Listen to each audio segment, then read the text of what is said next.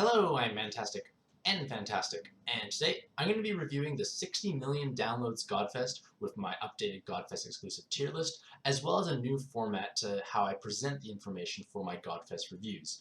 So, as a general basics, what determines if you roll or not is based upon your own personal experience as well as your monster box requirements. Just because a card is valuable to the majority does not mean it has value to yourself.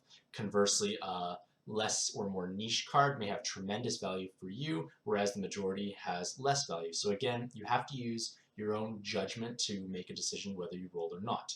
However, I will do my best to try and present the information in as unbiased a manner as possible to help ease that decision-making process. So I have updated my tier list for the Monster Point cards if you are interested in purchasing one. I've talked about this maybe a week or two ago, so it might be fresh in your memory, but it's good to take a refresher if that makes sense. So the 60 million worldwide downloads Godfest features actually some of the more powerful and potent pantheons to date. Like, this is actually one of the better Godfests I have seen in somewhat recent history.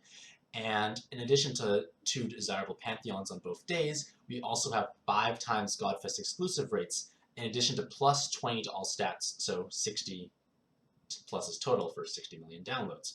So while this may seem like an amazing thing overall, we do have to somewhat keep in the back of our mind that there is going to be the release of Fujin and Raijin, who are 2 new 6-star Godfest exclusives that essentially have game-breaking mechanics through their active skills. Now, a lot of players are thinking, oh, I should save for that. However, those are 6-star Godfest exclusives, so they are very rare to roll. In addition, Gung Ho tends to debut new cards alongside terrible pantheons for some strange reason, so it may not even be worthwhile pursuing them on their debut date. And if this Godfest looks even modestly appealing to you, which it probably will, it may be better to roll now. So I have tinkered and changed the format for my Godfest reviews because I want to try and streamline the content, because I feel like a lot of people don't necessarily read the giant walls of text. This also cuts down on the sheer amount of time I spend writing them, and it presents the information in a more visual-friendly manner, so you can basically take a quick glance and absorb the information right away, along with my commentary as well underneath if you choose to read them. So, as an overview, there is the Gala of Tides coinciding alongside of the Godfest, and Day 1 features Japanese 1 and Indian 1, whereas Day 2 has 3 Kingdoms and Indian 2, along with their smattering of Godfest exclusives. So, I found that it was quite successful in having my Godfest exclusive tier list because, like, the check marks as well as basically the Monster Point cards. So I thought maybe I can extend this to my Godfest and Pantheon analysis to again speed up the information absorption process. So I'm just going to go over a very quick legend of how I rate things. So cards in the 3 checkmark category basically comprise the best of the best. It's going to be pretty, this category will generally not have very many cards in it because they have to represent basically the best cards possible. Basically, these cards cannot be replicated in any sort of way. They fulfill the best in slot role for many top, or at least one top tier team. So they are somewhat irreplaceable, and basically they need to have like a distinction from the rest of the cards, and that's why this tier exists. Conversely, the double checkmark tier basically means cards that are great and outstanding, except they're just not as premier or as elite as the triple checkmark. For the most part, these cards are going to be amazing for the most part, and to a certain extent, very difficult to replicate. For example, Green Odin basically remains one of the strongest bind clearing options in the game because he reduces 5 turns of bind, has a modest healing component, as well as 5 turns of Awoken skill binds. And the only other person who can compete with that is Odin Dragon, which is a Monster Point card. So Green Odin is very unique, and it basically brings tremendous value to your team because you can't really replicate this anywhere else. So that's kind of where the double checkmark exists. The single checkmark basically indicates cards that have value but are not as widely used nor as irreplaceable as the above tiers. So they may make your life easier, and they do bring possibly an additional layer of power or utility to your team, but they may not always be completely necessary. It may sometimes be more of a bit of a luxury as well as value or utility. So again, these cards in this category will have varying degrees of value based on your own monster box and your own requirements. Cards in the question mark category are basically those are pretty much just luxury or are very niche and don't really have applications in the current meta. Of course, all of this can change in the future with new evolutions and buffs, so I would still not sell any of these, especially if it's your first one. And a great example of what I mean by luxury is Red Odin. So Red Odin is pretty much just the best button farming option available to a certain extent because of the triple skill boost and a nuke that can farm Starden and bypass high defense monsters. So it's completely luxury, and with the introduction of Red Tamazo as an inheritable poison and the future implementation of Descend cards being inheritable, the need for a inheritable poison is significantly diminished, and that's why I feel like Red Odin would qualify as a very good question mark tier. And finally, we come to the basically X tier. And the X tier is basically the bottom of the barrel in Puzzle and Dragons. They basically have almost no value out because they just really don't fit anywhere. They can't even be really considered a luxury. And in all honesty, very few cards are going to fit in here. And in truth be told, those cards will tend to be the ones that possibly have the largest gains because they have the most room for improvement. So again, if you roll cards that are in the X category, do not sell them. Keep a hold of them. They do have value. So, in addition to something new is that there's going to be up arrows and down arrows, and basically these will indicate a card that has basically moved in the tier list. So let's say from the last time I had my Godfest exclusive tier list, you see a blue arrow beside one of the characters. It means that they've moved up into this category. So say they appear in the 2 checkmark category and they have a 1 blue arrow, it means they went from 1 to 2. Conversely, the opposite can be said for the red arrows. So basically ranking the pantheons for the 60 million downloads, in day 1 we put Orochi and Indra in the very top tier, with Susanoo in number 2, in basically the double check mark, and then Parvati, Shiva, Lakshmi, Yomi, and Hino in the single check mark, and then in the question mark category we have Amaterasu and Vitra. Conversely, day 2 has Liu Bei and Ganesha at the very top, and in the double checkmark category, there's DQXQ, Sun Quan, Krishna, Cao Cao or Cao Cao, Vishnu, and Durga. In the single checkmark, we have Sarasvati, and then all by himself is Lu Bu in the question mark. So basically, I just want to kind of elaborate as to why these cards have been ranked or rated in these tiers. So basically, day 1 does feature essentially some of the best utility cards overall because we do have basically the best delay option in the game of Orochi and the best shielding option through Indra. And because they are the best at what they do, that's why they are in the triple checkmark category. No one really provides a better value delay than Orochi, and no one else can provide that 75% damage reduction shield for 3 turns like Indra. So they are invaluable. Furthermore, Orochi now with his new evolution gains significantly more value as a sub because he has an extraordinary amount of base health and very respectable attack, so his 4 TPAs do have more value. Conversely, Indra, who does have an awoken form, may have more value in his light forms, basically the non-awoken forms, because his shield is actually stronger there because it lasts for 3 turns instead of 2 turns. Now, Susanoo would normally be a much stronger card if Indra did not exist, and it's just because Indra exists that Susanoo has to be placed lower, just because his shield is weaker. It is only 50% instead of 75. Now, Susanoo has much more value as a sub on various teams, especially with his new reincarnated evolution, because it does give him back his god typing, so he can't even be a very budget sub on Raw Dragon teams because god typing, bind immune, damage reduction, TPA, powerful card all around. It's just that Indra is a better shielding option overall. In the single checkmark, we have Shiva, Parvati, and Lakshmi, who are all actually very powerful leaders that can clear plenty of content. Their main downside is consistency, and that's mostly because their damage is not necessarily as high as other teams, and they only give a bonus to recovery. They are vulnerable to basically large hits because they lack health, and outside of Parvati, they're vulnerable to binds, but Parvati struggles with skill bind resist. So they do have enough glaring problems that makes them not as desirable of a leader overall. They are great, but another problem is they only become great once they get their reincarnated form, so that takes a lot of effort, so it's just not as impactful right from the get-go. Conversely, Yomi, with their future reincarnated evolution, gains a water subtyping, so that does have value in Aizen teams, and the god typing and just large weighted stats, as well as ample time extends and orb enhances, does make them quite a desirable sub on a variety of premier dark teams like Yomi Dragon, Aizen, and Dark Athena.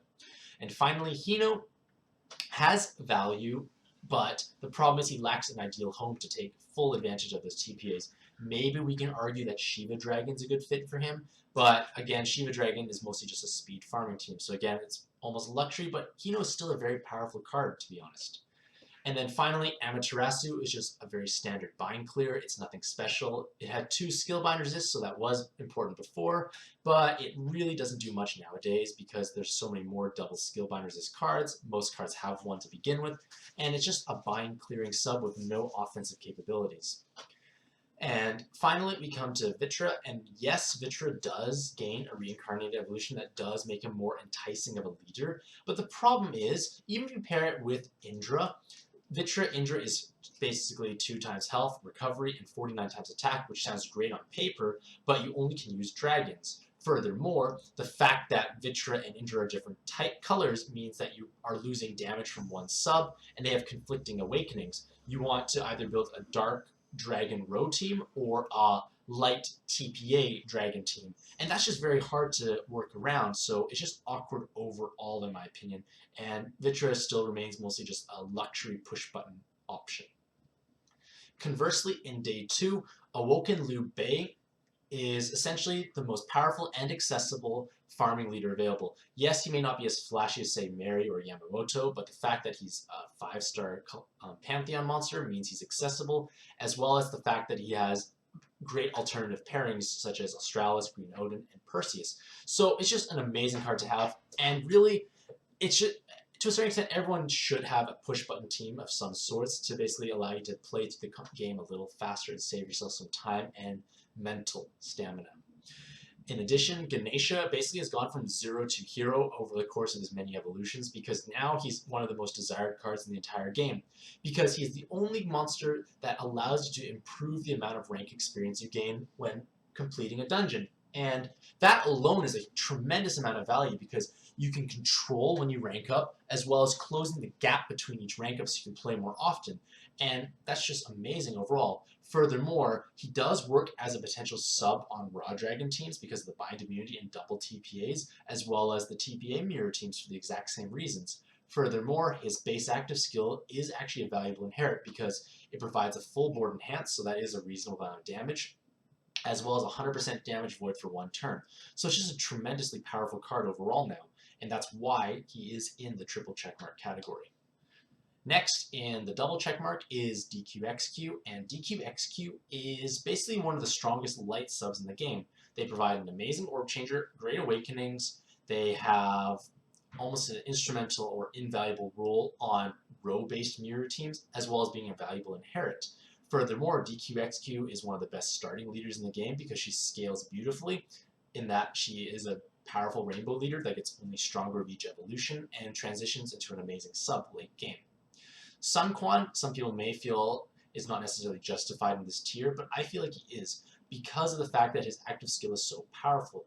While it may not be as dramatic as Orochi's 4-turn delay, he does provide 2 turns delay, but 2 turns of 2 times damage enhancement for water. And the fact that you combine 2 actives into 1 allows you to basically save an active skill slot overall. So dual purpose actives are tremendously powerful because essentially you are limited to a certain extent of what active skills you can bring into a dungeon, and if you can address 2 mechanics in one, it's going to help you out moving forward. So that's why I feel Sun Quan deserves to be in double checkmark. Krishna is somewhat of a no-brainer. He basically farms what is essentially the strongest fire team in the game right now, and yes, it may not be as flashy as other things out there, but the fact that it's very stable and quite consistent and can clear endgame content like Arena makes him worthy and desirable for pretty much any player who has a reasonably developed firebox.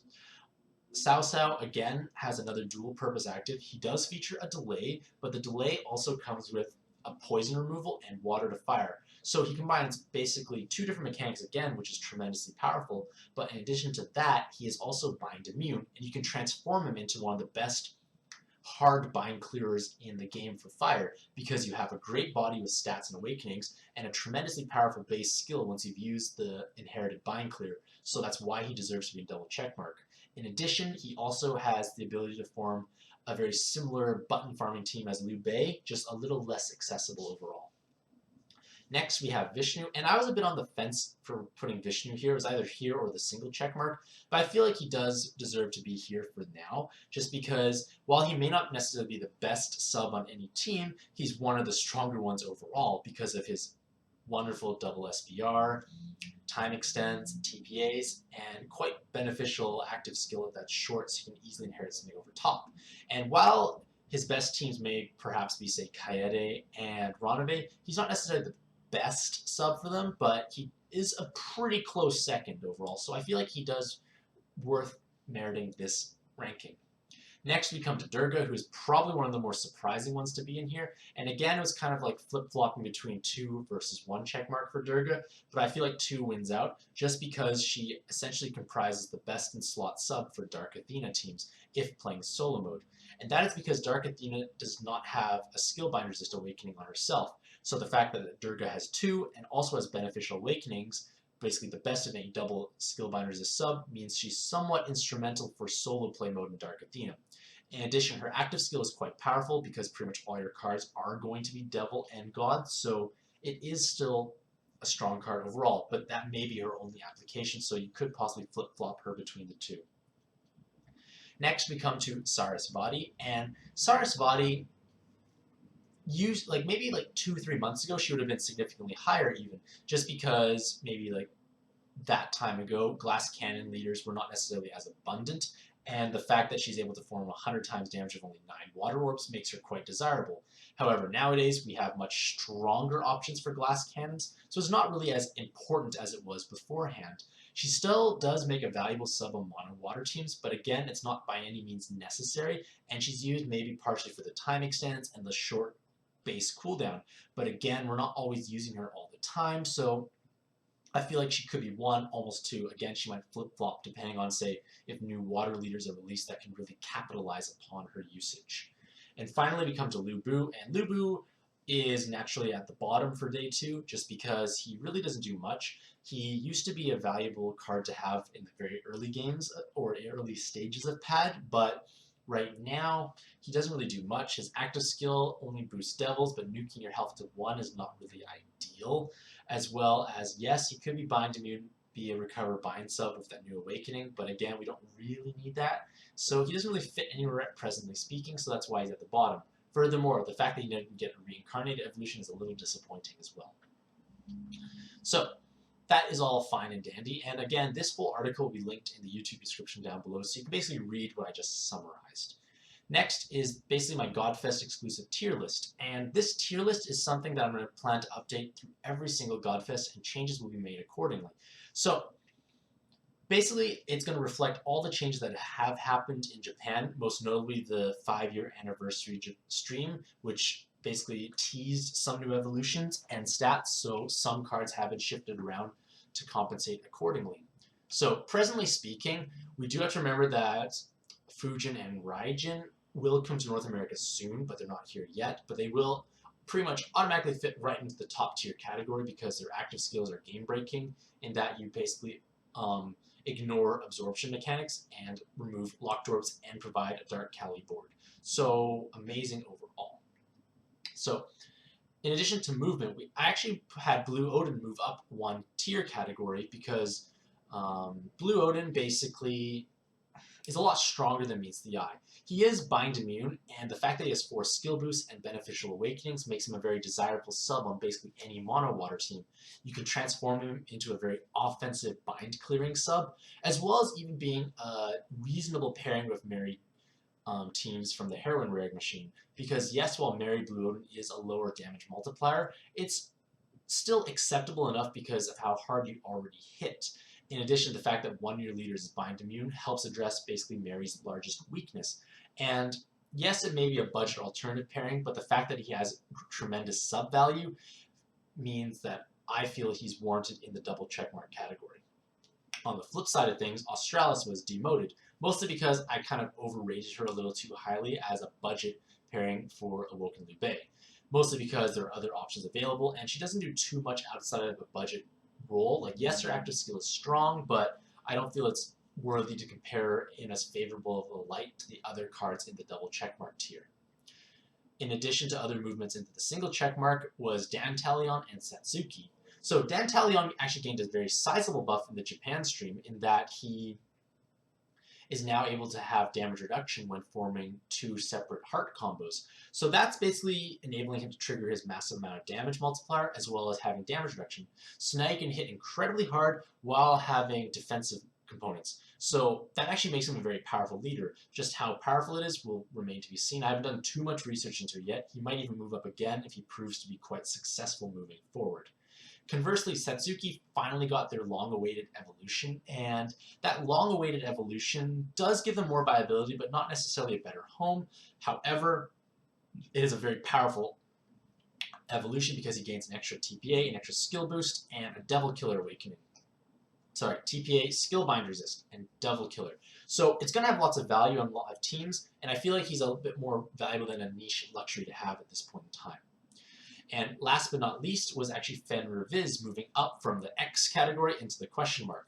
And the reason of this is because Fenrir Viz is now able to form 2.25 times health and recovery team along with 225 times attack.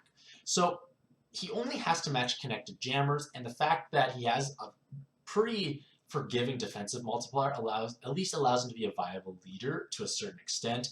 Yes, the jammer meta is never going to catch on, I think, but the fact that we are gaining inheritable farmable cards does give at least a little bit more options, as well as the fact that Fenrir Viz's active skill is on a 3-turn cooldown, and you can make jammers from hearts and fires, basically 2 out of 3 turns. So you should be able to manage your orbs accordingly, and it could be able to clear modest amounts of content. Basically, the idea is he's not as bad as the other ones, so that's why he got promoted. Again, all of this will be in the article if you wish to take a look and just read through my thoughts. And then one thing I do want to mention is that I was contemplating demoting Kaede, mostly because her team is starting to lose traction in that system teams falter in high-end content because you have to dedicate 4 subs or 4 actives to the system, and that only leaves room for 2 active skills for utility, so that's problematic. In addition, Ranove teams and Kaede teams are not as strong as they once were, so maybe she'll go down soon, maybe not. Possibly with the release of Fujin and Raijin she will, but that remains to be seen. Verdandi did gain a buff from the Japan stream, but it was quite underwhelming for the most part. It gave her machine typing and slightly better leadership potential, and I don't feel like it really warrants the fact that she can move up or down the tier list, so she's just going to stick there.